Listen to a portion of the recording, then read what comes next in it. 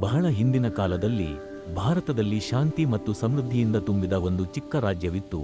ಆ ರಾಜ್ಯವನ್ನು ಸತ್ಯ, ನ್ಯಾಯ ಮತ್ತು ಧರ್ಮಕ್ಕೆ ಹೆಸರಾದ ಧರ್ಮನಿಷ್ಠ ರಾಜ ವಿಕ್ರಮಾದಿತ್ಯ ಆಳುತ್ತಿದ್ದ.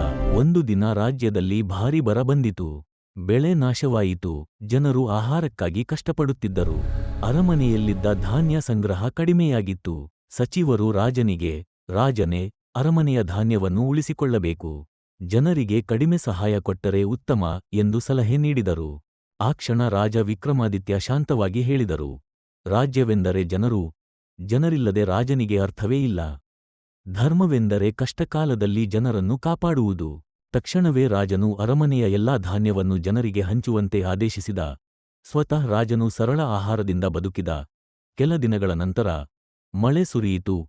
ಹೊಲಗಳು ಹಸಿರಾದವು. ರಾಜ್ಯ ಮತ್ತೆ ಸಮೃದ್ಧಿಯಾಯಿತು. ಜನರು ಕೃತಜ್ಞತೆಯಿಂದ ರಾಜನಿಗೆ ನಮಸ್ಕರಿಸಿದರು. ರಾಜನು ನಗುತ್ತಾ ಹೇಳಿದನು, ಕಿರೀಟಕ್ಕಿಂತ ಧರ್ಮ ದೊಡ್ಡದು.